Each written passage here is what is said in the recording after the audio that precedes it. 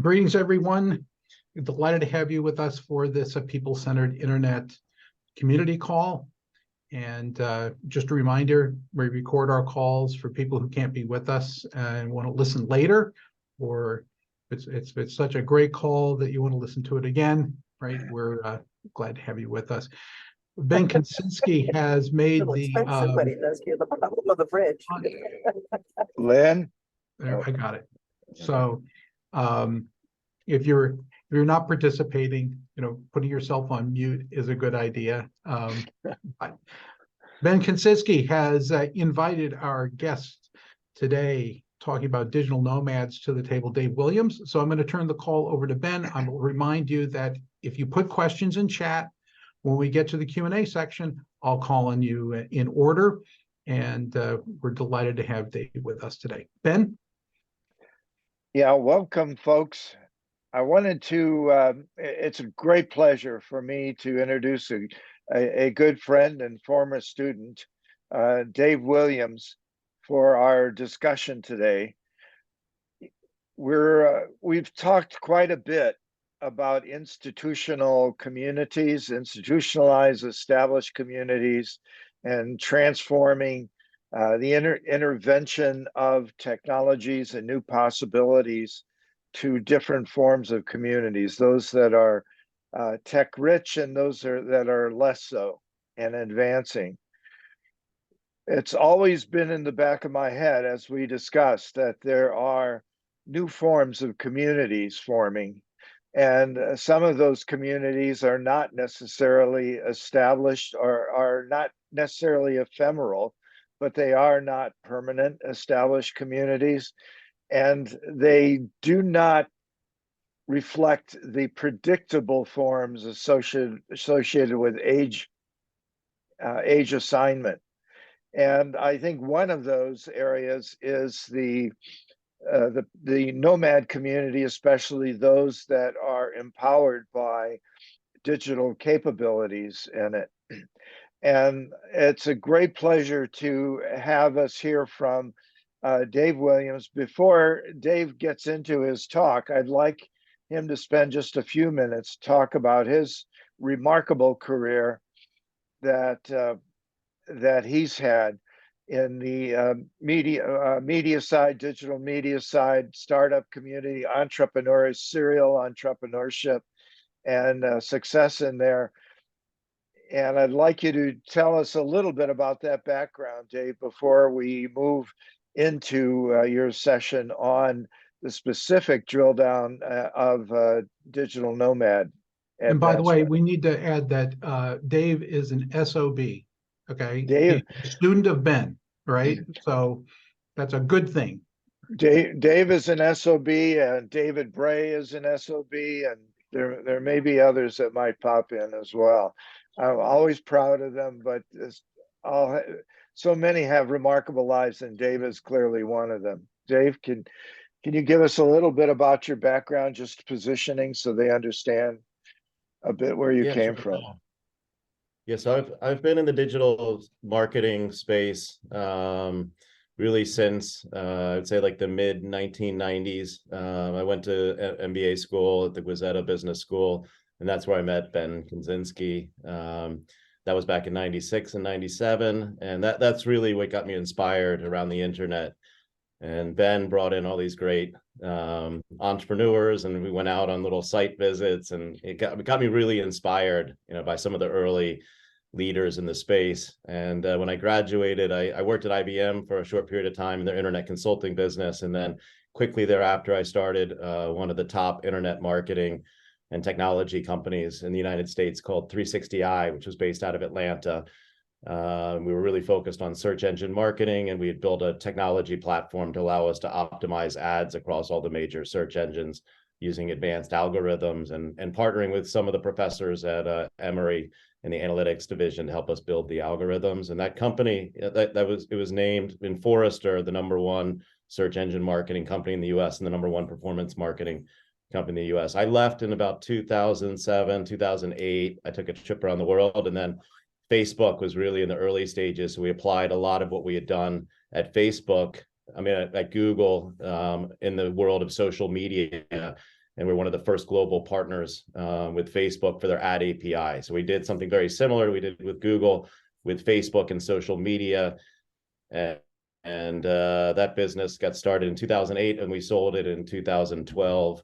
And that business was based in Atlanta and also New York City, and we had offices in multiple locations around the world, but it was very, very rapidly growing company, and we were like one of the top 10 transactions in New York that year. And then my wife and I, we took off and did some travels around the world, which was meant to be for a year and ended up being for about 4 years. And then along the way, we met a lot of digital nomads and remote workers, and that's really what inspired me to start this company called NomadX in 2016 and 17, really focusing on digital nomads, remote workers, really building communities and having very affordable accommodations for them as they travel the world. Because one of the major issues for nomads is loneliness, because they're typically traveling by themselves or with their partners, and they're really they start seeking out community and group activities, and not only just meeting locals or tourists, but also be able to meet people like themselves. And so that was really the inspiration for NomadX, which we launched. The idea was in 2016, but then we launched the business officially in Portugal. Well, we started the business actually in Atlanta in 2016, but then we launched it officially in Portugal 2017. And yeah, I'm going to talk to you all a bit about it and kind of the inspiration for the digital nomad movement and this concept around geo arbitrage, where people are taking their salaries, from New York or San Francisco and then going to lower cost locations.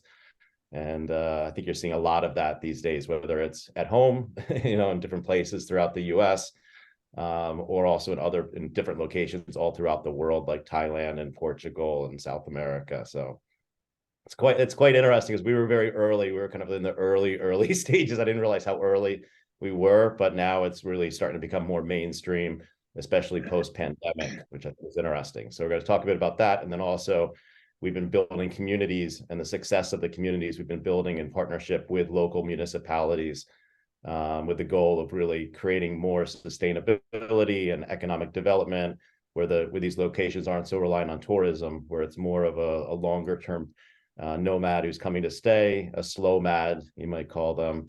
And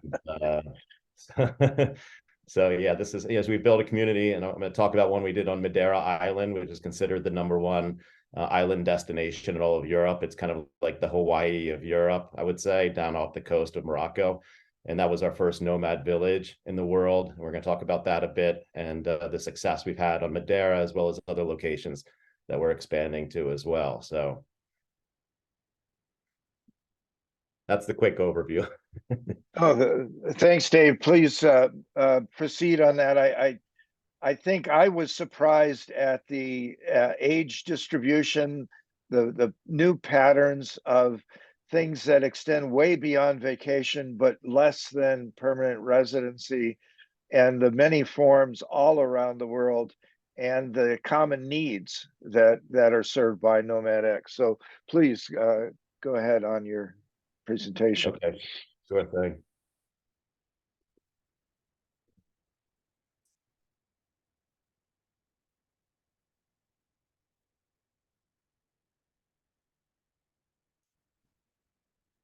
Can you see the screen, Ben?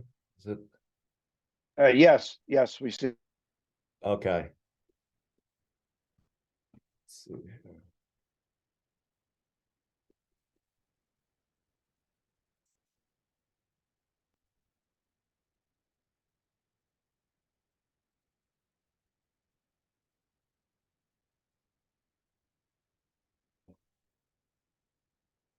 Let's see.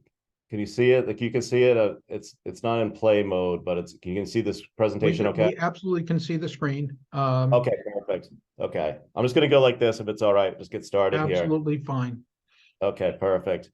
Well, I'm here to talk to you all today, and thanks so much for the invitation, Ben. Talking to you all today about the digital nomad movement. There's been a recent study that was done by a company called MBO Partners, and this data is all just North America specific. Unfortunately, we don't have good data for the world, but if you want to dive in, kind of get a deeper look at this, I provided with a URL here that you can take a look at. I think Ben shared it at the beginning of the presentation, but I just wanted to quickly define how MBO Partners defines digital nomads and just share that with you all today. But digital nomads essentially are people who embrace a location-independent, technology-enabled lifestyle have moved from eccentric to mainstream in less than a decade. So this is all happening very, very quickly, really powered by technology. Digital nomads defy a single definition, yet all choose to combine working remotely and traveling for various reasons and lengths of time. They're united in their passion for travel, desire for adventure, and interest in new cultures. And so you hear the word digital nomads. A lot of nomads don't like to be called digital nomads because they kind of think of it as like what you would see on maybe on Instagram, where someone's sitting on the beach with their computer. And a lot of times they think of people being like in their 20s.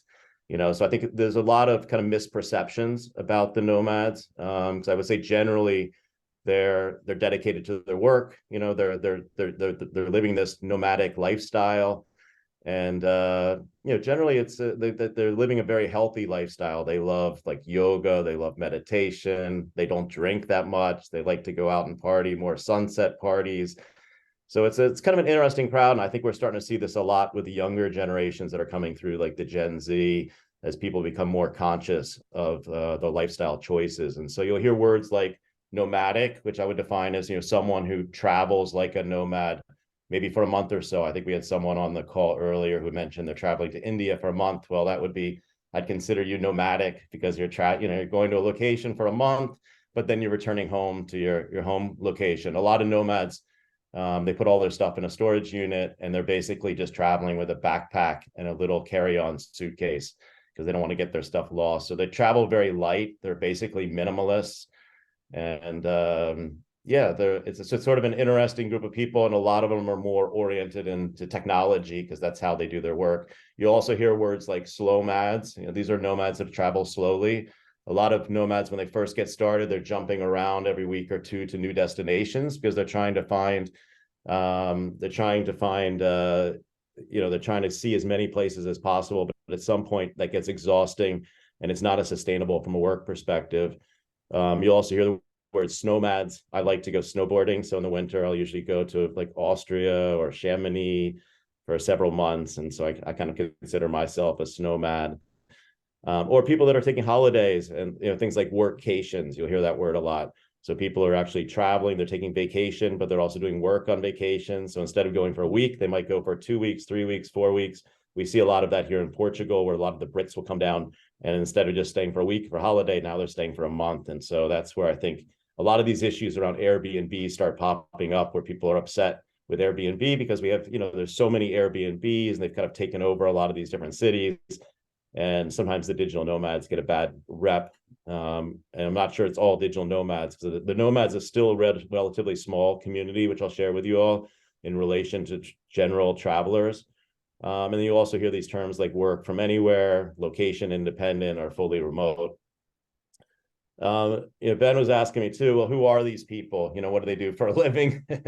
I'd say a lot of them are in the IT space. This is from the study from MBO Partners. 19% are in IT, 14% creative services, 9% education and training. Like online coaches is big. People doing digital marketing, social media marketing, online PR, that's big. Even finance and accounting, we're starting to see more of nomads in the finance and accounting space, which we hadn't seen as much previously. And then obviously consultants, coaches, and people doing research. So, generally, as we go to the next slide too, this is all from North America data, but the audience has been growing substantially over time. A lot of the growth came during the pandemic, where you have a lot of where what kind of grew from being more of a freelance crowd to more of a traditional worker that's working for a company, which I'll share with you in the next slide. But you'll see the overall growth, where we went from 7.3 million in 2019 to now we're up around 17 million nomads. And then we also have the number of people that say they want to become nomads at around 70 million. So of those 70 million, about 17 million are actually living this lifestyle. And the reason for the decline from 2022 to 2023 is because of a lot of these back to the office politics, and it's kind of drawing people closer back to home. Or people actually incentivizing people to look out and try and find remote jobs for fully remote companies. In terms of the independent workers, remote employees, 52% have a college degree. That's versus 35% for the adult population in the US, and then 18% have an advanced degree versus 13% of Americans. So it actually, so you find people that are generally, sophisticated travelers, sophisticated workers. Some of them are new to this, and some of them have been doing it for quite some time. But generally, these people are very comfortable with technology. They tend to be early adopters. And you'll see in the slide, kind of on the right-hand side here, the growth in more of the freelancers, self-employed and independent contractors, that continues to grow. And I think we're going to see more and more traditional employees shifting to be more independent workers. So I think that's going to be a huge trend as we go forward. But at the moment, a lot of workers have had the taste of being a digital nomad, as you'll see here. You see the big growth in traditional employees from 2019 was only 3.2 million. We reached a high of 11.1 million in the U.S. in North America in 2022. So we see that, that was kind of a big shift that we saw, because before it was a lot of freelancers, especially in 2017 and 18 when we first started the company. And then during the pandemic, we saw a lot more of the Google employees, Facebook employees, TikTok, or even from more traditional type businesses. In terms of the demographics, just to give you a sense, because a lot of people think of nomads as being these 20-somethings sitting on the beach with their laptops.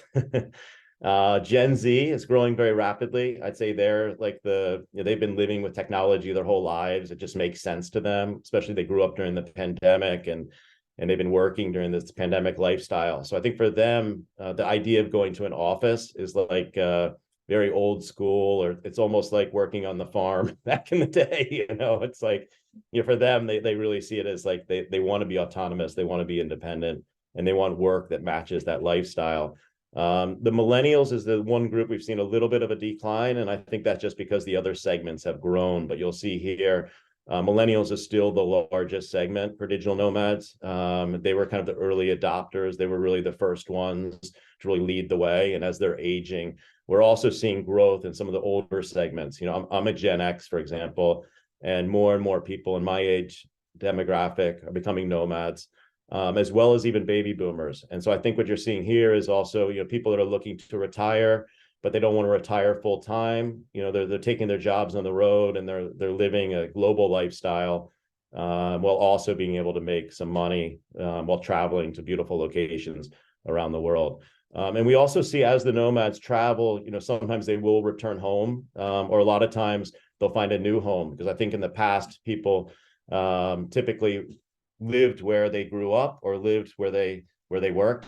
Now we're seeing people can really live wherever they want. So when they go on these nomadic journeys around the world, like I did, I ran across Portugal and I fell in love with Portugal. So I moved here, and this is like my base camp. I consider it like my base camp where I live here, but I also use it as a base camp for travel in Europe. And then through a lot of these different visa programs, where I have a golden visa in Portugal, they also have a lot of new visa programs for digital nomads that want to stay longer than just 3 months. Typically, tourist visas last about 3 months, and then you become a resident of a country. If you're staying in that country for longer than 6 months, they typically want you to pay taxes in that country. So a lot of countries have been launching, I'm sure you guys have read about it in the news, but launching digital nomad visas. I think there's about 49 countries now that offer digital nomad visas.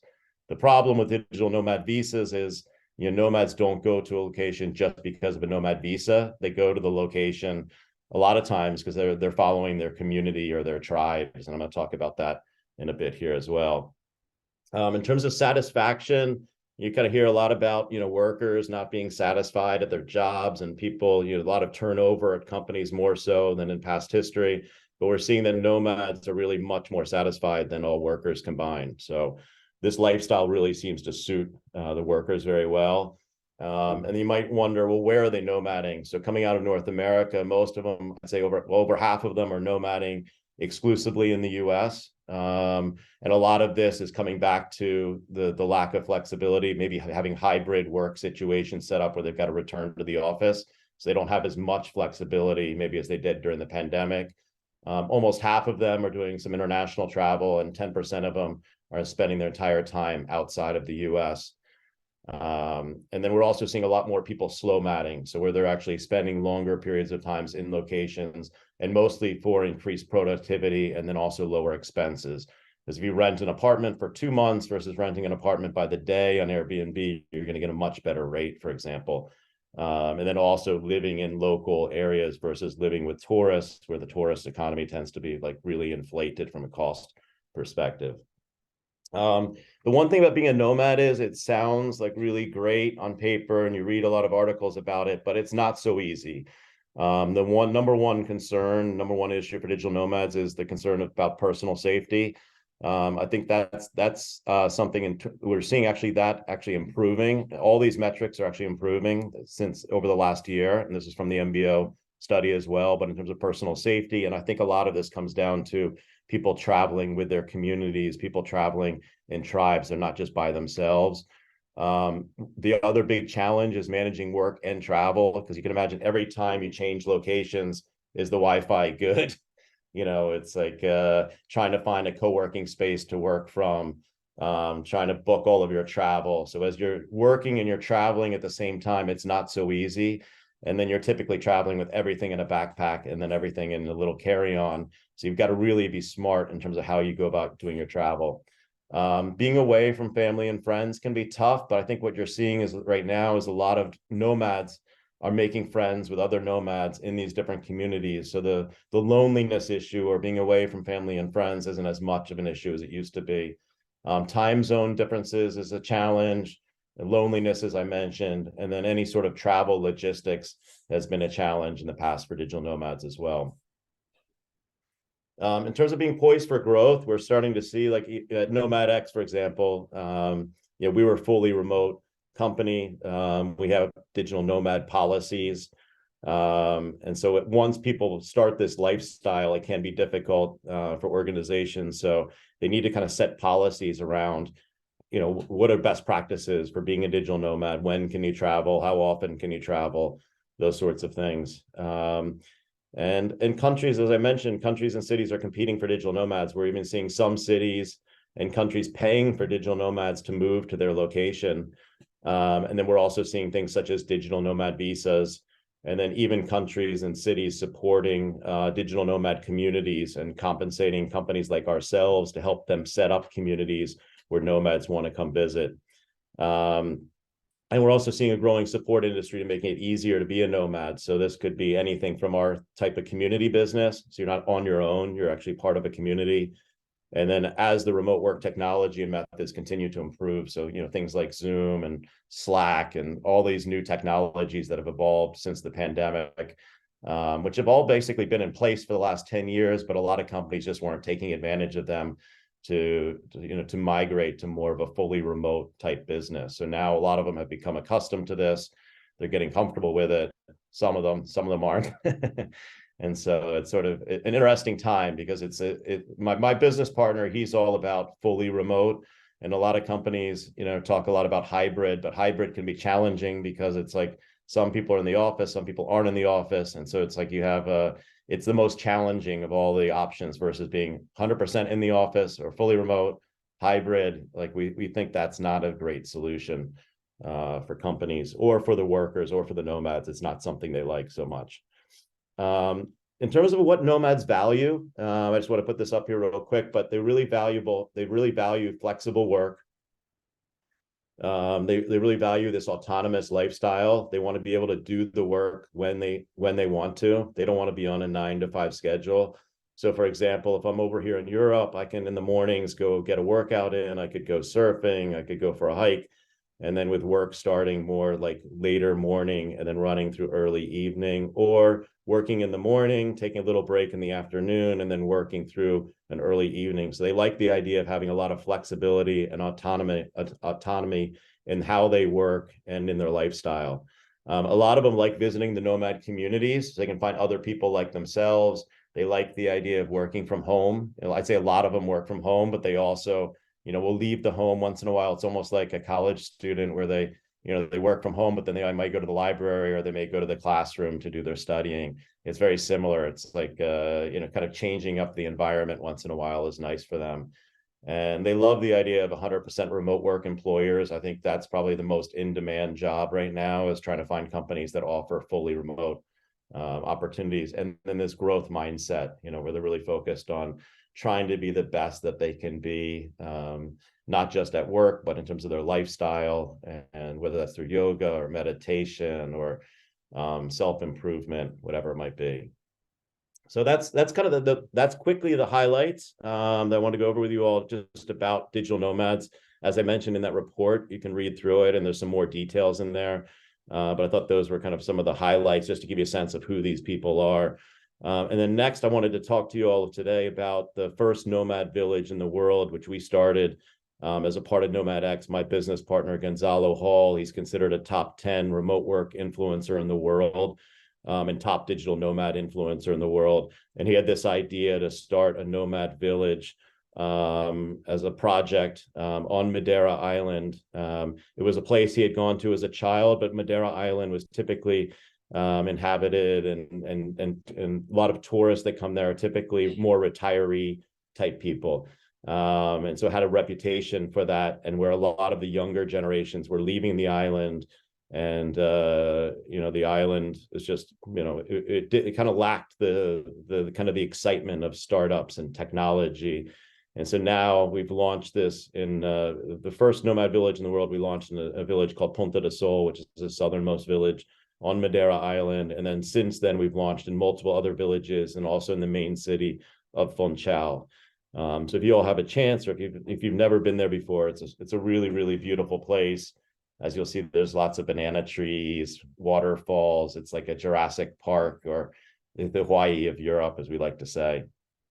Why a digital nomad island village? As I mentioned, Gonzalo Hall, my business partner, he came up with this idea, and he was visiting Madeira, and he thought, wow, why are all these nomads from Lisbon going? And they typically like to go to the warmer weather. So they would come to Lisbon during the summer, and then a lot of them would leave to go to Thailand or Bali in the winter time. And he thought, well, why do they need to go to Bali or Thailand when we have this beautiful island of Madeira? So Gonzalo pitched this idea to the Madeira regional government, and they funded us to launch what is considered the first nomad village in Europe, if not throughout the world, that's supported by a local municipality. A lot of these projects have been more privately developed in the past. But their main goals were really to position Madeira as a top nomad destination. When we first started the project, it was outside of the top 100 destinations in the world for digital nomads. They really weren't going there at all. I'll show you a chart later on in the presentation. The idea was to generate local economic impact. It was during the pandemic, so they lost a lot of their tourism business. This was a way for them to, when nomad, and the thing is, when a nomad visits a place, typically they're staying for anywhere from 2 to 3 months at a time. So every nomad that visits, and then they're also engaging a lot with the local economy, local markets, local restaurants. So they provide a lot of local impact. And then also they wanted to lure companies and people to move to Madeira. So they were looking for people to buy houses, to relocate, to get visas, and then also to start companies on the island. And then as a part of this, we created a lot of media buzz, which I'm going to share with you later on. But we got GQ had an article all about the project. They called it Zoom Island.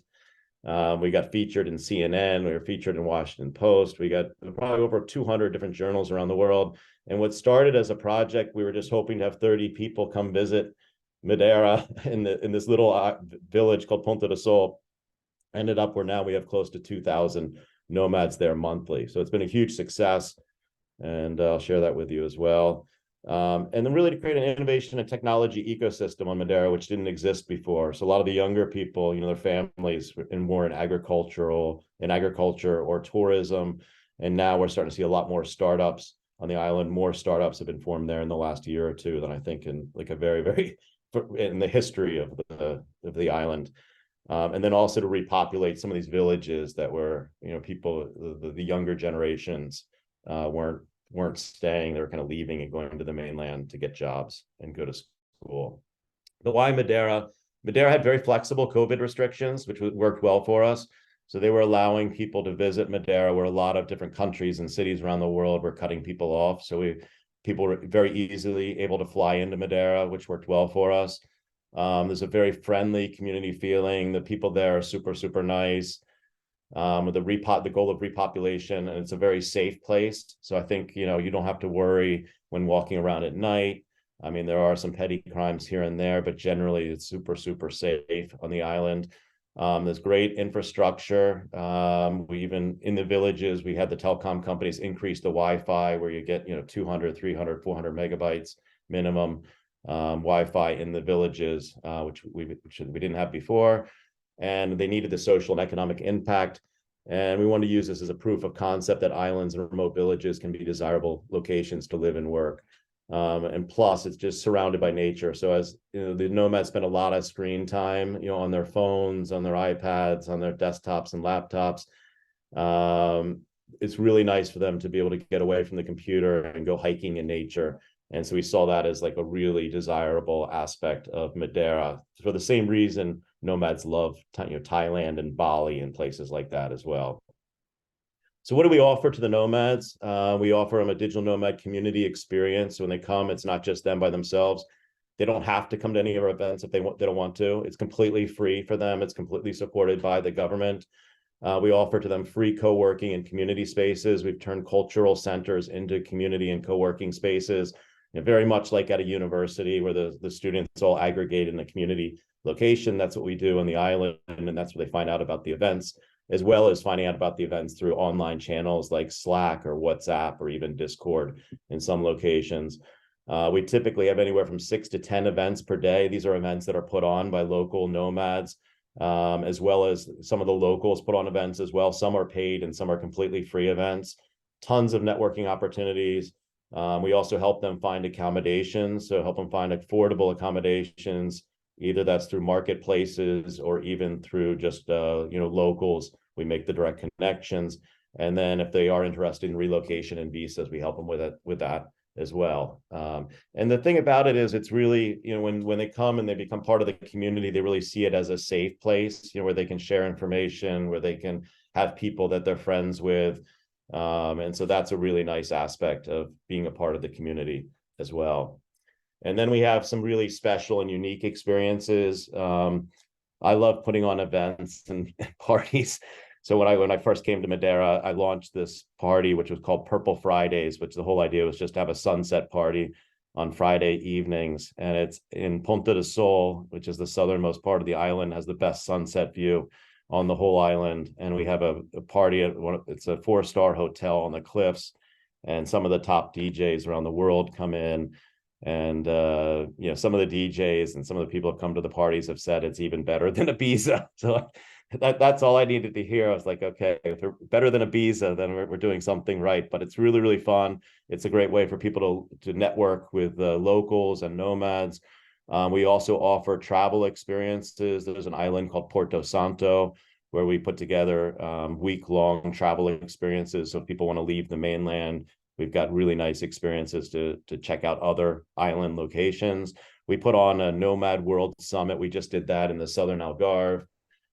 There's a big Nomad Island Festival happening on the island in early December. And then we also offer other things like deep learning retreats, pop-up co-livings and communities, and then just tons of daily and weekly events. So a lot of work went into all of this. The community managers are typically people that are nomads and ideally people that are local to the area. So you kind of get a real feel for the local culture. But the project was super successful. And as I mentioned, we got article in CNN. This is when we first launched. Article in GQ, Escape to Zoom Island. If you get a chance, just look up Zoom Island on Google and take a read through it. You'll see a lot about my business partner Gonzalo Hall and his vision for what he created.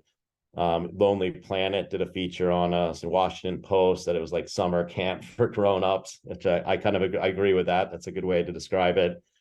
And in terms of some of the numbers, it was named the most innovative tourism award in Portugal for 2022 as the first nomad village in the world. And Portugal is very popular with as a popular tourist destination. So to win the most innovative tourism award, that's a big win for us.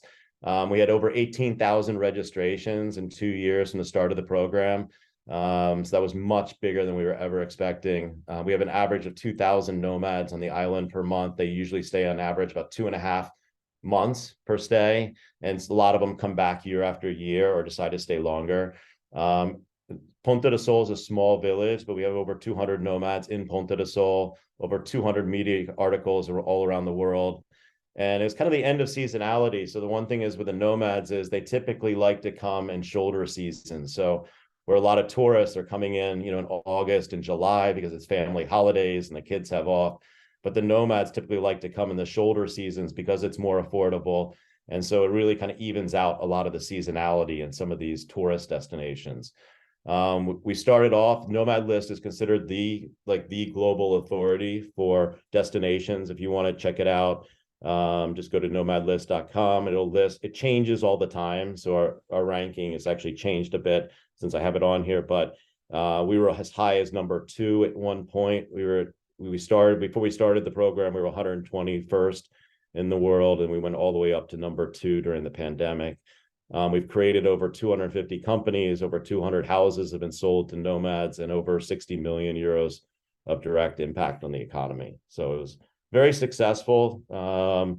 And the government, we partnered with Startup Madeira, which is basically like in Atlanta, we have the Advanced Technology Development Center. It's like the Advanced Technology Development Center on Madeira, but they're basically supporting the launch of startup companies. And so they took on this initiative directly, and that's who we work with locally on the island. But it's not just about, making money for the government and tourism, but we also want to make sure we're having a strong local impact. We feel like this is super important. Doing projects like teaching code in local schools, workshops about remote work in schools, and letting the kids understand that they can actually stay and work from Madeira. They don't have to go to the mainland. Volunteering at local NGOs. We work with a local dog shelter and take the dogs for walks. And people really love that, especially the nomads, because a lot of times they're away from their pets and they miss their pets. And then even doing like hackathons. So that's been very popular as well, and trying to come up with positive impact on Madeira Island. So those are just some of the examples of some of the projects that we've taken on. And then here's the statistics in terms of the number of nomads that were visiting Madeira before we launched this project. And you'll see, right now we're up around 2,000 nomads a month, and that's expected to grow, I would say, 3,000 to 5,000 over the next 3 to 5 years or so. So it's pretty significant impact, given especially if they're staying 2.5 months on average. The global rankings, Lisbon's usually number 1 at the list. We got up to number 2, and Portugal is just really popular in general. So the 2 top cities traditionally in Portugal have been Lisbon and Porto. Now we're seeing Madeira, where it's even more popular than Lisbon. But then we also have other locations. Ericeira is about 40 minutes outside of Lisbon on the coast. Really cool little Portuguese village. That one's also really popular. But then you also see places like the Canary Islands, Prague, Thailand, Bangkok, all sorts of places. It's our vision over the next 5 years to build more than 50 communities around the world. And so some of the locations we have at the moment, we're in Costa Caparica, which is just south of Lisbon.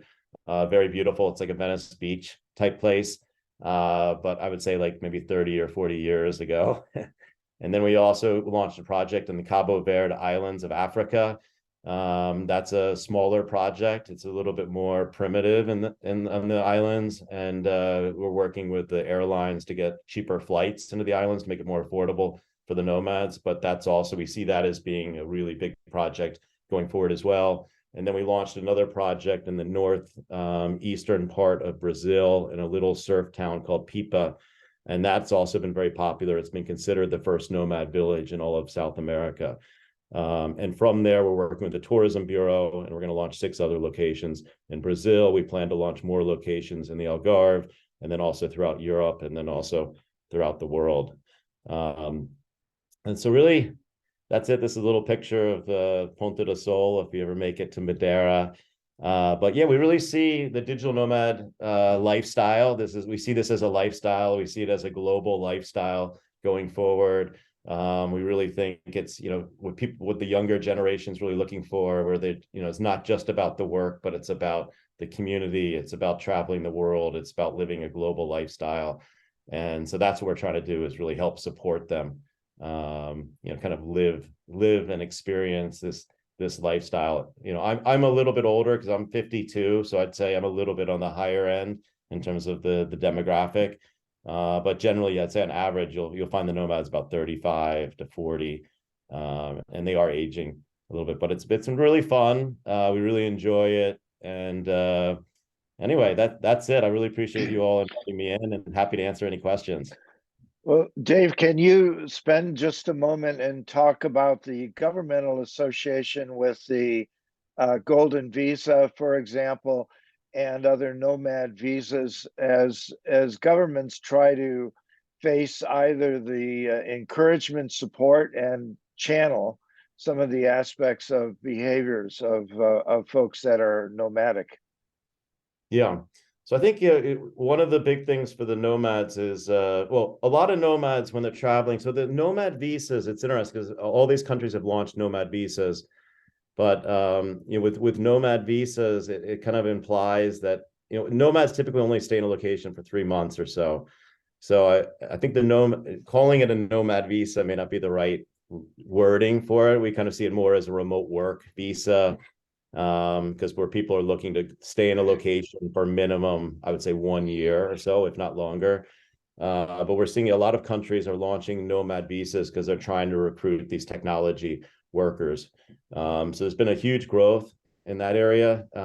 They're also offering visas for people that are looking to start companies. So in Portugal, if you start a company, and I think if you employ anywhere from 8 to 10 people locally, here in Portugal, the average salary is around 800 euros a month. So it's very affordable here to start a company in comparison to starting one, let's say, in Silicon Valley or in New York or even in Atlanta. So I think a lot of people are looking to start companies in remote locations and run fully remote teams, and maybe even hire people locally as well, where it's more affordable for them to have local teams. But then also they're looking to attract the higher end crowd. So they've also offered programs such as golden visas, and these are offered in different places around the world, including I think even like in Italy and Spain and different places. Portugal has been known to have the best golden visa in the world, and even the best retirement visa in the world. But the golden visa basically allows you to move to Portugal. Previously, if you bought real estate, you'd only have to stay here for 7 days out of the year. Most visa programs, you have to stay for a minimum of 6 months. So Portugal has like some really good policies in place to recruit, people that are higher economic status, that are looking to move and spend money in that location, and make investments. Although recently they've cut back on they don't allow you to use the real estate angle anymore because it's been creating problems in terms of creating escalation in housing prices, which we're really seeing all over the world. And I think most of it has been caused by Airbnb, but I think the golden visa kind of got a bad rap. So they're still evolving that program. We also have another visa for retirees. So all you have to be able to demonstrate is you have more than 800 euros of income, of kind of retirement income, and then you can qualify for a retirement visa here.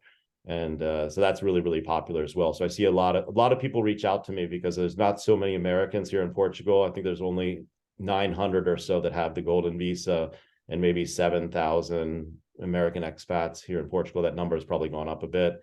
Whereas there's a lot of Portuguese in the United States, for example. So they're starting to complain that a lot of the Americans are coming over here, but I try and explain to them there's about 10 times as many Portuguese in the US. So anyway, but yeah, and here in Portugal, it's nice too, because everyone speaks English. So if Portuguese is kind of a tough language, but everyone speaks English. Maybe some of the older generations don't as much, but it's really easy to get around. The food is really good. The weather is fantastic, and so it's been super popular. Yeah, we get contacted all the time. So I've got a friend that runs a relocation business, and I think he benefits a lot from my connections. And Thailand is a very popular destination as well. Some of the Asian centers, and as you mentioned, Latin America and South America are also spots. And I note the roadmap you have of places where you see communities develop. I think the intriguing, leave it open to the other folks, but the intriguing thing to me was the hybrid notion. It's not aliens parachuting into a culture and trying to fend their way in. and sustain. But actually, there are hybrid structures that there are synergies across the local community and a rising nomad percentage in these activities. In some sense, you're institutionalizing it. You're creating environments that facilitate the growth of the locals. And by the way, that will probably help sustain and retain locals that would otherwise probably be vacating, as you say, leaving the farm. Right, exactly. And we see, especially in Portugal, like for a while, I think this is going to change a bit, but there's been like zero taxes on crypto. So for a lot of Lisbon's become, I'd say, one of the crypto capitals of the world. So you see like locations like Switzerland and Amsterdam and Lisbon, where you're seeing a lot of the top crypto people are moving into Lisbon, starting companies in Lisbon. And I mean, the government's trying to figure out what to do because they want to put a little tax on it, but they don't want to scare them away at the same time. So there's, it's so that's been interesting as well. We see the same on Madeira because we get a lot of people that want to come in and they have to stay a minimum of 12 months in order to get the tax-free status for their crypto sales. I Sure. see. Kevin? Okay, I'm going to invite Mark Prinsky, who has been commenting in chat, to join us. Mark? Hi, everybody. Thank you, Dave. This was fascinating. It's interesting to me is that your model sounds like EBH, everything but housing, right? So, and I think about this. If I were a digital native, the one thing that I would want if I go to a place for 3 months is housing, right?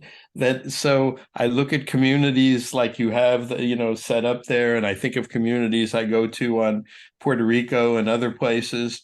And what's really nice is you get a nice place, clean place, safe place to live for a certain amount of time. Then you get all the benefits of the community. And the way I describe community now is affinity groups. So you get all the affinity benefits, and you get the local benefits. So talk a little bit, if you would, about why you don't do the housing as part of your concept. Also, it sounds to me like a really big opportunity for franchising. If you want a business model, this is a franchise model, if ever I heard one. So give me your thoughts on those. Sure. Well, it's interesting. When we first started, actually, the whole idea for the business was around this concept of co-living. So co-living is like a big new trend, especially for digital nomads, where you're living in a house. It could be with 3 or 4 other people. Maybe you've met them before, maybe you haven't, or even to larger housing structures, 30, 50 people or even bigger. And so we had built actually a co-living platform to allow people to live with locals. That was kind of the idea initially, almost like a couch surfing, but instead of for 2 or 3 days on a couch, you get the spare bedroom. And then so that was kind of the original idea. And then I think in Lisbon, what we found, because we started the business in Lisbon, where people wanted to have their own place, and then we started expanding, and then we started offering, just like you were saying, we were kind of onboarding people that had their listings on places like Airbnb, and we would compare the prices, and our prices were about half that of what they would pay in Airbnb for the same length of time.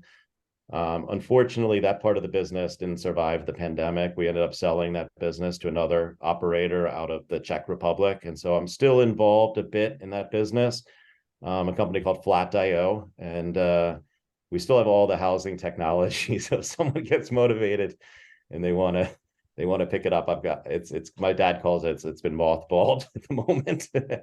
But so right at the moment we're partnering with marketplaces that already offer the housing, and we don't want to lock the nomads into having to stay with us necessarily, although we are going to be launching co-living places in the locations where we operate, as well as making connections to the locals that have houses that are available, or to hotels. The hotels are nice, but the challenge of the hotels is they need to have like a kitchenette in the room. There's a lot of the nomads, they want to be able to cook breakfast or dinner. And a lot of times, even the Airbnbs, they're not equipped for nomads. They're more for people that are looking to stay for short periods of time, and they don't have all the cooking equipment that you want, or they may not have the workspace you're looking for, or they may not have the fast Wi-Fi. So yeah, this is an evolving space. There's companies called, I think Anyplace is one in the US, where they've been renting apartments, and then they've been improving the apartments to make them remote work friendly. So we're definitely seeing that quite a bit, where, you know, because the nomads have certain needs that kind of tourist travelers don't have. And but yeah, the housing situation was tough, because the challenge is for us, you know, people, when they're staying for 2 or 3 days, it doesn't make a huge difference. But a lot of people, when you're staying for 2 or 3 months, they want to go around the platform. So we found running a marketplace for like midterm housing, we ended up having just to police the platform most of the time. And then the Portuguese don't want to pay the taxes. They just want to have a direct relationship. So it was like it became very challenging. I think in some markets it would work really well, but here in Portugal, the marketplace was just, we had 2,000 listings, you know, about half of those in Lisbon, a bunch in Porto. And the Azores is another island as well that's really popular here in Portugal. It's north of Madeira. And that was the business model. And then we sold that and then shifted to the community model. I think the focus around community, it's a much easier business for us to run. And it can be more of a bootstrap business, whereas the technology business, it didn't have financially, you know, we were having challenges with it. But I do think that's a big opportunity, and we were a little bit too early. That's my business partner tells me, because I merged our business in with him during the pandemic. He's like, "Well, Dave, you're just too early." Yeah. And so The reason I ask is I'm thinking about all these, like even on Puerto Rico, I have friends who built like these big condo communities, and then they couldn't sell them, so they're sitting empty, right? So you've got all these places, and of course you could design your own so that they, you know, you figure out what a perfect little room is, or suite for a nomad or a family, 1 bedroom, 2 bedrooms, and then you build those. You know, people build a lot of stuff on spec, but the other piece is that islands are disappearing. You know, islands are going to go as soon as the waters rise. So another aspect of your community might be, let's all get together and figure out what to do for islands. You know, because if we love islands and that's where we want to go all the time, we'd better start helping them. right. Yeah, and the nice thing about Madeira is it's easy to reach from Europe and from the US. So it's about halfway, or maybe a little further than halfway away from the US to Portugal. So it's an easy place to get to, and it's convenient in terms of the time zone. But there's a company called Outsite, and they do a lot of they're a co-living operator, and they have a lot of locations throughout the world. They just announced this last week, they raised 350 million as a real estate division, instead of just arbitraging the rentals, where they're actually going to be acquiring the real estate. So I do think that's a huge opportunity, and that's going to be a huge growth market going forward. And that's something I keep telling my business partner, we need to acquire these the money's in the real estate, you know. I think it's all about real estate, but and the other stuff is the great add, and the community is the great add-on, is the great affinity. But but you got to have a place to stay that you like. So anyway, thank you. Yeah. Thank you.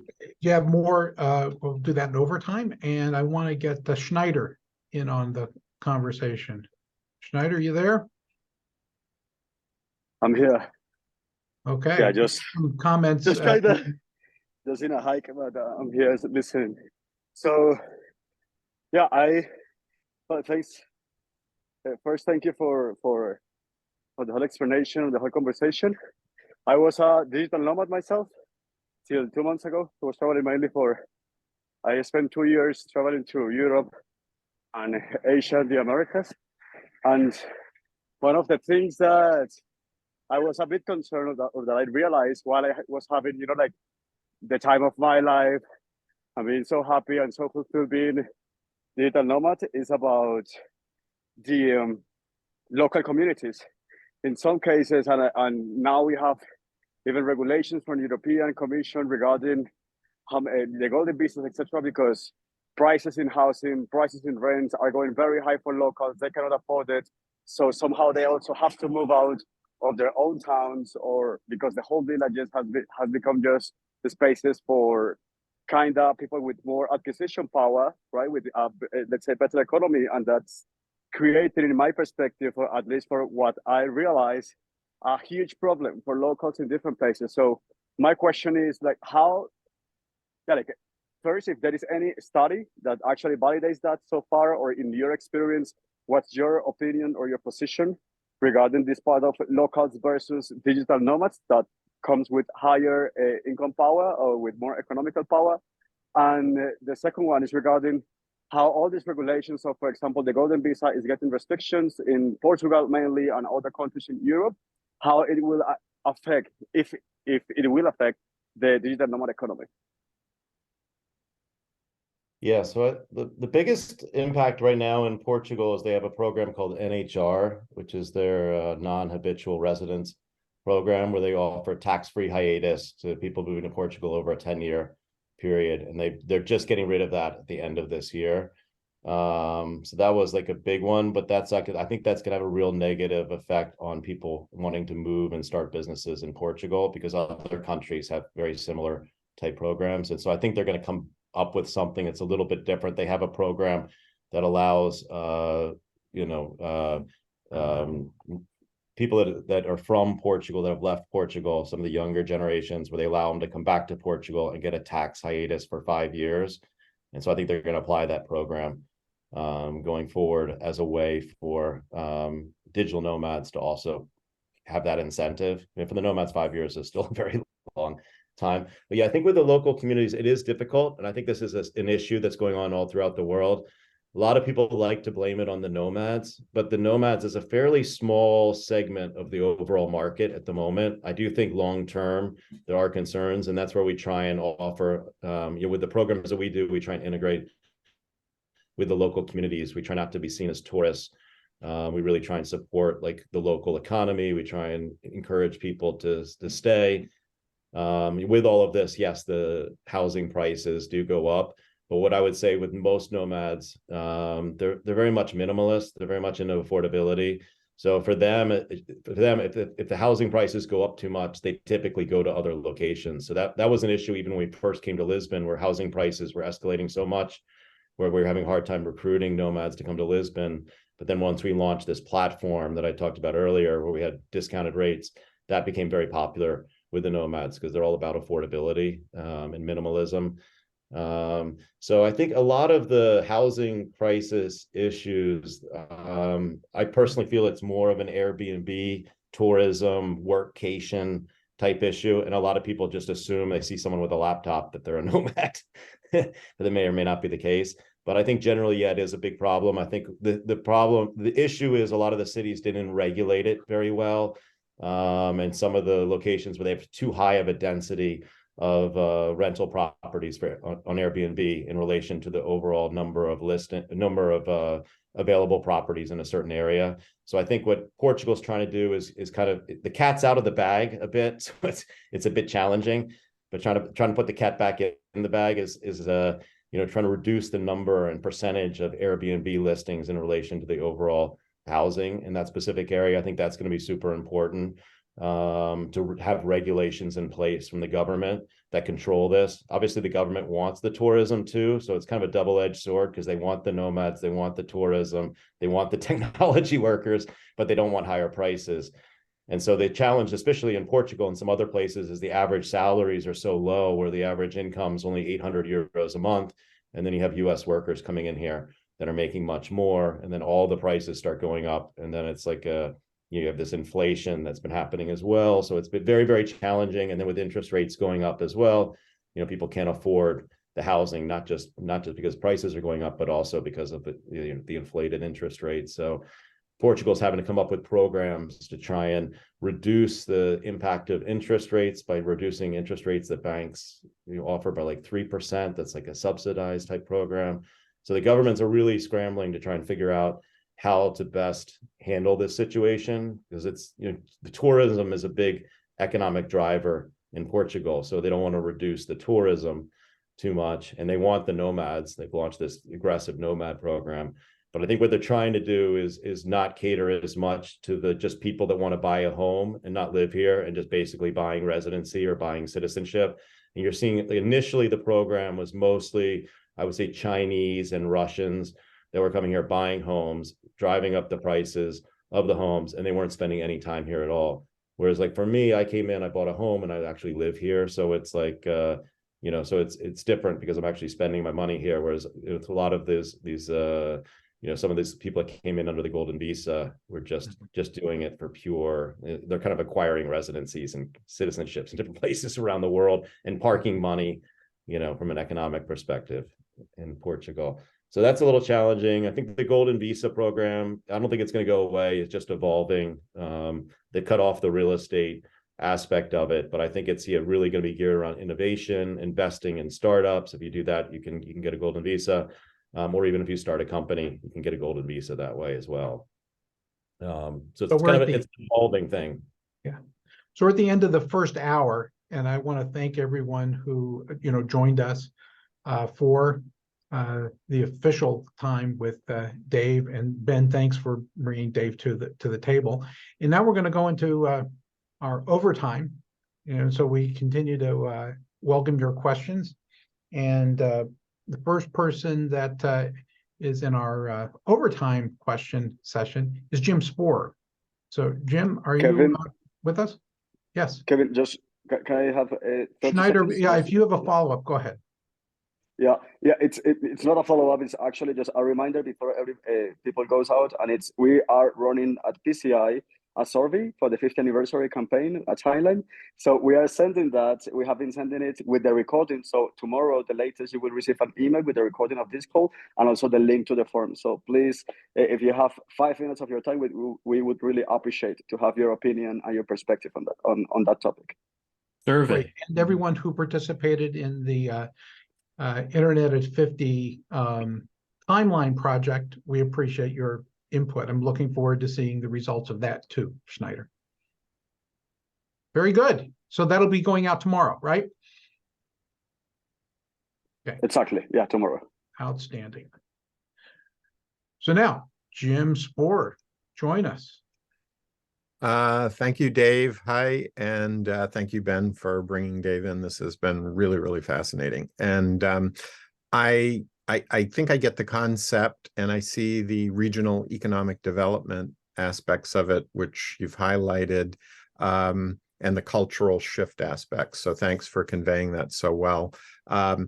My questions are kind of mundane because I study service systems, and so this is kind of like a new type of service system for me, little communities and such. But there's cruise ships, and there's also universities, and universities are empty much of the time. So there's space, and they typically have really high-speed Wi-Fi. And with a little bit of work, you can build a network, as I have, of universities all over the world where you can get invitations to go give a talk and travel there with your family, and they usually have a place to put you up. And it's pretty nice just university hopping all over the world.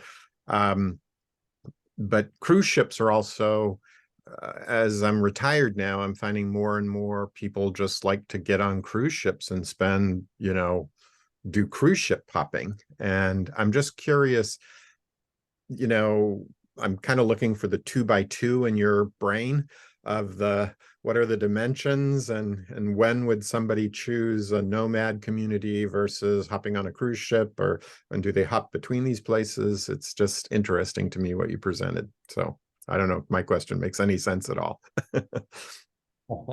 Sure thing. Yeah, I think cruise ships. There's a concept called nomad cruise, and that's really popular. I think there's a lot of dating that goes on. I don't know if dating or hooking up or whatever happens on the cruise. Days on the cruise, but I think they cruise from Europe down to Brazil, and they hit a few places along the way. But I'd say that's really popular. It's a great way to meet people. You have a lot of content that's happening, and people make some really great friends that way. So I think the cruise industry, that's the most popular one. It's called the Nomad Cruise. But I keep telling my business partner we do a cruise between our locations. I think that's a good opportunity, especially if a cruise isn't completely full. You can kind of take advantage of that. And then I think the universities, I think that's also a great option. There's a company called Remote Year, and they travel to different locations all throughout the world. It doesn't have to be for a year, but that's how the company started. And you travel with a group of people, and a lot of times they will stay at the universities. Although I think sometimes the housing at the universities may not be up to par with what they're sort of expecting sometimes. but I do think that is a good opportunity, and especially for continuing education. And I think it's that's a great opportunity going forward. Yeah. We haven't done much with the universities in Uh-huh. that way. I do think that's a great that's definitely a great opportunity in the future. And just one last question, if I can squeeze it in. So is there any program to help nomads have a like individual retirement plan and stuff like that? How does the retirement work for these people as you said they're aging? Yeah, there's a company called Safety Wing, and they offer health insurance, global health insurance. That tends to be a big issue too, because if you're in Bali and you're on a scooter, next thing you know, you're in this wall or something, and you don't have insurance, you're in trouble because they won't take care of you at the hospital. So there's a company that came up, it's called Safety Wing, and they actually publicly provide all of their data on their nomads, all the different locations that they're in, and it's super affordable. So that's become very popular, and they're also in the process of further developing their business into other categories, and like a retirement plan for nomads is one of the offerings that they're looking into. There may be other companies that are doing this as well. The other thing that comes up too is hiring people in other locations around the world. So if you're in a US company, and you want to hire someone in Thailand, a lot of times they get hired more as freelancers, but how do you hire them as actually part of the corporate team or part of the company team? And there's a company called remote.com that raised a lot of money, I think maybe even like $500 million or so, and they're trying to solve that problem. So there's still, I'd say it's still early days, and still a lot of these solutions haven't been completely filled out yet. That's where you see some of the challenges with being a nomad, because a lot of these solutions aren't necessarily in place. But I do think that's very important. And then there are companies that are looking to address some of those challenges. Okay, that's great. Thanks a lot, Dave. I'm going to ask Ethan to join us, and then I'm going to call on Suzanne Sinkovich. So Ethan, let me ask you to join us. Awesome. Thank you, Dave. I just wanted to say this has been really interesting. I have like I don't know if you can tell I'm an author. I wrote a book about investing in people, and so I'm fascinated with the idea of like communities and trying to think about how you can help communities that lack resources and need like like the support that you're providing. So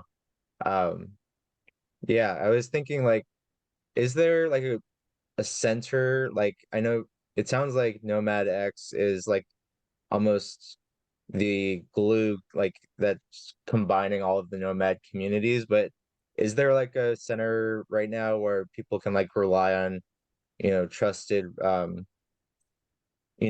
advice or recommendations for like where to travel to, or if they are familiar with like nomading, where they can share their feedback for other nomads? I feel like that's an important part of this is like, I did digital nomading in like the Western United States, and all I could do is share my experience on Instagram, but that's not really helping other future nomads who would want to do a similar like van life trip. Do you know anything like that exists? So the biggest one, and there's other resources, but really the biggest one is nomadlist.com. If you go in there, it's going to list all the top nomad locations around the world, the cost of living, the safety, the speed of the Wi-Fi, the quality of the community. And they've got all these different tabs and all the different data in each one of these locations. Plus, they have probably one of the largest communities of nomad online. It's kind of an online community. I would say our community is more offline to online. Theirs is more maybe online to offline. And then they also rank kind of some of the hottest spots at the moment, which trend based on seasonality. But I'd say, yeah, if you go into Nomad List, you're going to get a pretty good read, and you can actually pick it by, you can go in there and look at it by country, for example. So you can go in and select Portugal, and it'll show you the top locations throughout Portugal and all the details on all the different locations in terms of popularity, who's there. And if you join and become a member, then you can, get into chat groups and chat with different people, and even do meetups and things like that. Awesome. Last thing, I thank you for sharing your email. Is it okay if I reach out to you later? I'm building like a prototype of the idea for my book currently, and I love to use digital nomads as like a use case for, because I just feel like they have the most need globally, but also they have it's like a huge economy that is like not really being um serviced appropriately. Like governments don't know what to do with them because they're not really like their residents. Like they don't, maybe they paid taxes, but it doesn't seem like there's like a global community government yet. So that was my other kind of point or question. Is there like a global governance system for digital nomads yet? Like, is there like a way for everyone to come to like a consensus on like how we should use our collective digital nomad power, so to speak? I would say it's very decentralized. It's sort of early stages, like any early industry. And so you really don't have, there's not like one authority in the industry. I would say there's not even really like an industry association. We created a little association here in Portugal called DNA, Digital Nomad Association, and that's just here in Portugal. But I do see there being formed more like industry associations and where there's more industry governance. But a lot of the nomads, it's funny because most of these nomads they might nomad for 6 months or a year, and then they get worn out from it. Some of them will continue and have done it for 5 or 10 years, but that's more unusual.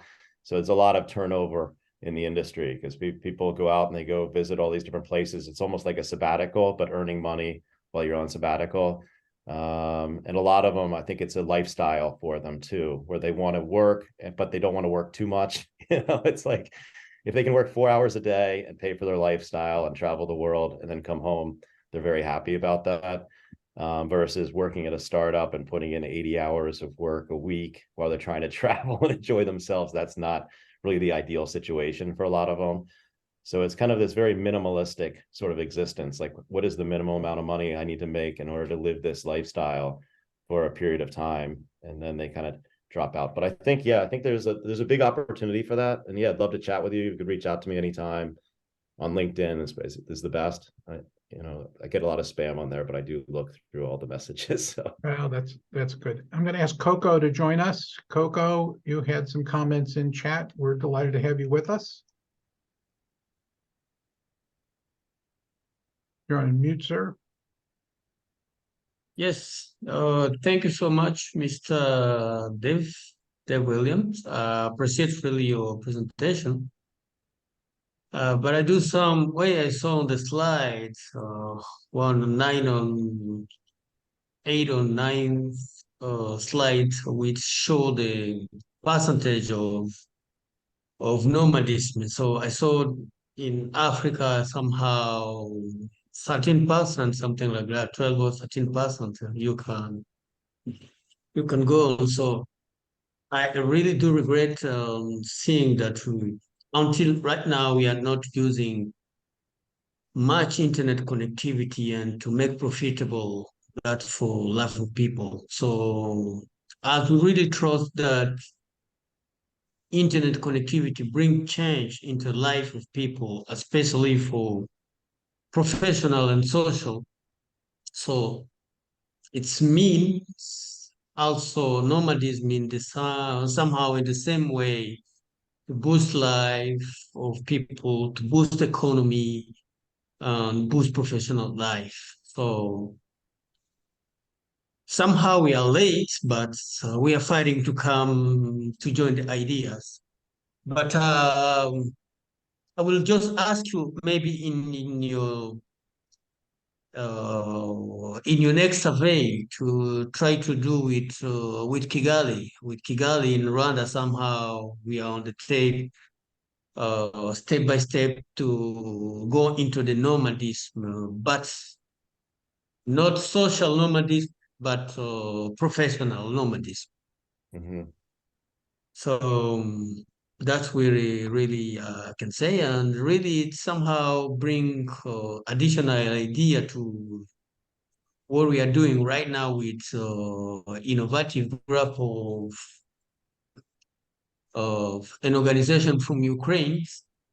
We tried all of together to build a social network of investors for people who need to sell the idea and who need to buy the idea to build and to build business with, helping them to get international patent, something like that, and story standardization together. So I see really the nomadism concepts. It's really join our and can boost our ideas. So let me get in touch and learn much as well about nomadism and to see how might to adapt it into our realities, especially in Africa.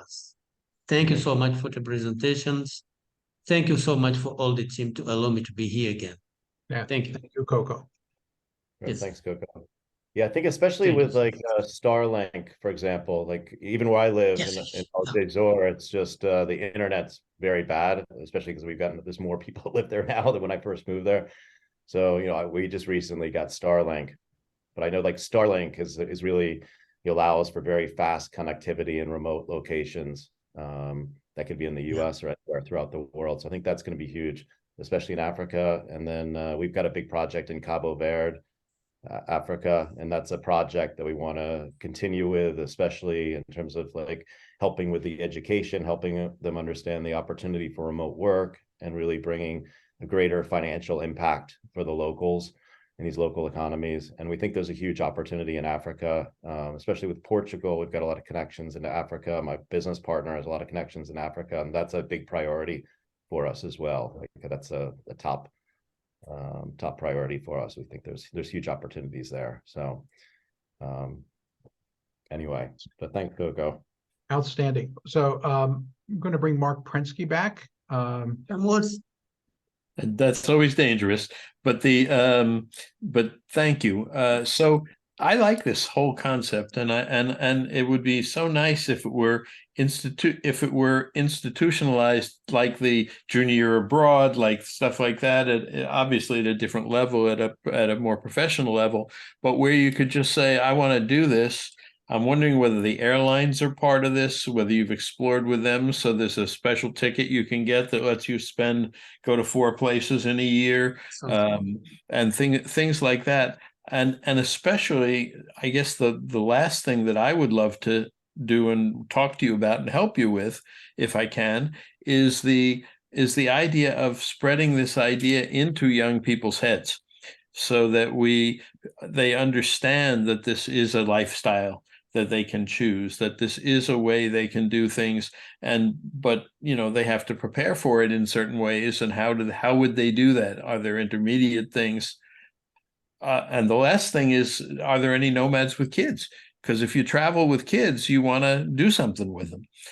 You want them to do something useful. And I have this concept of empowerment hubs that might be part of that. So I'd love to have those conversations if you ever want to. Okay, yeah, sure thing. Yeah. So I think, I mean, the lifestyle, it's a huge trend. I think a lot of the younger generations, like they're growing up with this mindset, the idea of just living in one location and not traveling from that one spot is just kind of foreign to them almost. But I think, yeah, it is important. I think almost like a sabbatical, or having the opportunity to take some time off. Like even Airbnb is now offering it to their employees. I think they allow them to take off. I think it's like 3 months, maybe it's 6 months, but I think it's 3 months a year where they're allowed to travel, like work from anywhere.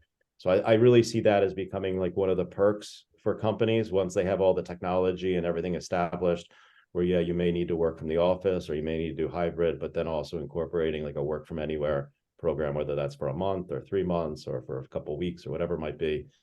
We really see that as becoming almost more standardized. And I think it's what people want anyway. So as they're trying to recruit people, the challenge is, if you're only recruiting locally, it really minimizes the opportunities you have as a business, because you're only able to work with that local work pool. And then as you move to more of a fully 100% remote work, then it really opens up the opportunities to work with people from anywhere throughout the world, whether it's in Africa or wherever it might be. So we really see it opening up huge economic opportunities for locations all throughout the world, and more democratizing, I guess, as you guys like to do, the internet is kind of democratizing and making the world more free and more equal to everyone. And so that's kind of like part of our goal as well.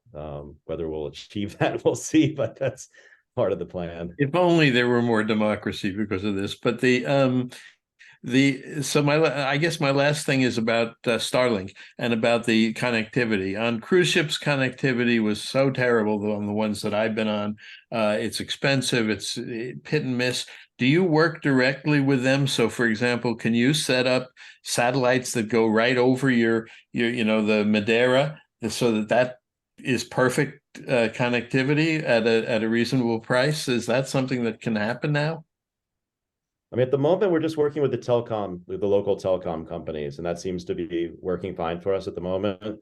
But I do think, yeah, like Starlink type solutions, especially for cruise ships. I mean, now the Starlinks can be used, I think, on airlines as well. We're going to start to see much faster internet on the airplanes, whereas before it was very slow connectivity. The same on cruise ships or different, even van lifers, for example, as we were talking about before.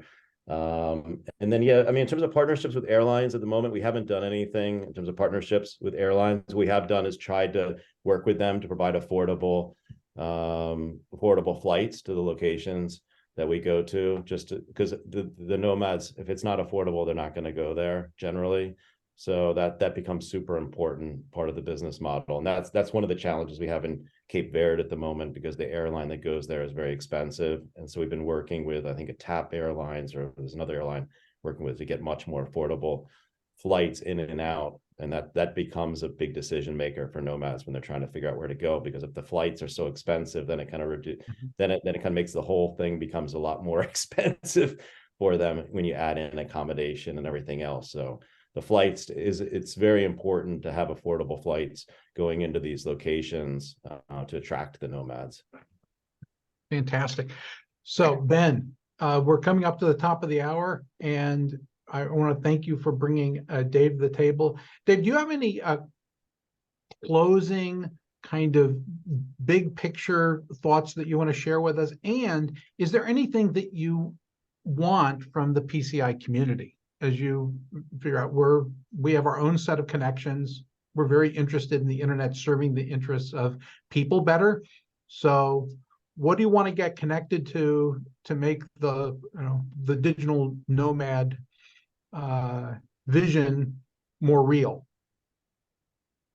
Yeah, well, I think it's one of these things where it's like that one slide I showed you, I think there's 70 million people that aspire to be digital nomads, but I think there's only a certain number that are. So it's a lot of people get caught up in this mentality of, wanting to do something, but then not actually doing it. They kind of go back to their old patterns. So I think the key thing is to try out the lifestyle. I think for everyone on the call, if you get the opportunity, if you're going on vacation, instead of going for a week, maybe stay for a month and try it out. And it's going to be a learning experience for you. Maybe the Wi-Fi is not so good, or the location you chose wasn't right for some reason, or pick a location where I think also going to a location that's based on a passion point that you have. So if you love whatever it might be, you love surfing, you love hiking, you love, whatever that passion point is, and you're going to typically find people with that shared passion. So for me, if it's snowboarding, I'm going to meet people in the mountains that love snowboarding. Or if I love playing tennis or paddle tennis or pickleball or whatever it is, kind of going to communities with shared passions, that's going to be the easiest way for you to meet people and form connections very, very quickly. But yeah, we just encourage everyone to try out the lifestyle, and even encourage other people to try it out. If you run a company, to think about having a digital nomad, or what is your remote work policy? Is it moving everyone back into the office again, like going back to the farm? Are we actually progressing forward? And so I think that's important for everyone on the call, is like to really think about, are we moving forward or are we moving backwards? So I think with us, we were really supportive of this idea of 100% remote work and remote work companies, and supporting that movement. And we understand that may not be the right solution for everyone, but we really feel like that is the most optimal solution going forward in terms of hiring, in terms of quality of life, in terms of where the world's heading in the future. Yeah, and just in terms of with your organization, I think, yeah, what you guys are working towards is very much in line with what we're focused on as well. I mean, how can the internet really empower people to live the life, and then also be able to do that from anywhere in the world that they want to, and in an affordable way as well. So it's actually, they can live a great lifestyle, have not have to work 80 hours a week, but live a reasonable lifestyle in a really nice location, but then also with the idea of giving back, where it's not just as the tourists come in and they take away from the locations, and you know, where the nomads really have an opportunity to give back. So when you do travel, think about that as well, as what can you do to give back to these local places. We have some It's- requests in the chat to put in the link, which I believe is nomadx.com. Is that right? Is that That's correct, your yes. website? Yeah. Okay.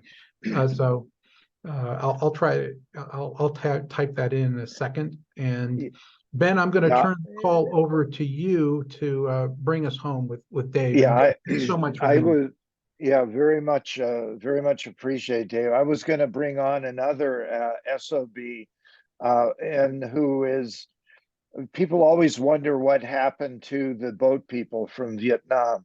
And one of my students was a boat person from Vietnam, and is a CFO at 2 corporations right now. And one of the person he's training for CFO came to him and said he wanted the promotion, but he wanted to do it remote, and he wanted to be a nomad, and has set on a lifestyle in 4 or 5 different countries in the last year, and still retained his pursuit of positioning for a CFO. So at some point we might bring Tuan Phan in to show that he works a lot with refugee communities, in part because of his experience, and it would be a different complement to look at some of the synergies of people that are looking at forms of giving back in nomad domains as well. But I want to thank you, Dave, so much for bringing this. Is such an intriguing domain and growing, and you're a part of that rapid growth. And I know you're disappointed that it's not your 70 or a million, but it's growing quite fast, and it's a 21st century possibility that is made possible by new realities. And so it's only going to grow, and it will only become an enrichment option for people as they grow up nowadays. So I think you started and are on a trajectory that will have a high impact on people's lives. So thank you very much for taking the time. Yeah, thank you all very much. I really enjoyed the opportunity to present to you all, and for everyone showing up on a Sunday. Well, this is our I'm tradition. impressed that you guys work on Sundays. Well, we're delighted that you were able to be with us, and thanks for everything that you do. And I know that some people are going to reach out to you afterwards. Folks, have a great Sunday, what's left of it, and everything you do, be intentional. Cheers. Happy Thank you. Thanksgiving. Thanksgiving Thank as you, well, thank right? you. Happy Now, Thanksgiving. for those of Come you visit us on celebrating the Madeira. US. Cheers. Bye-bye now. Yeah. Bye.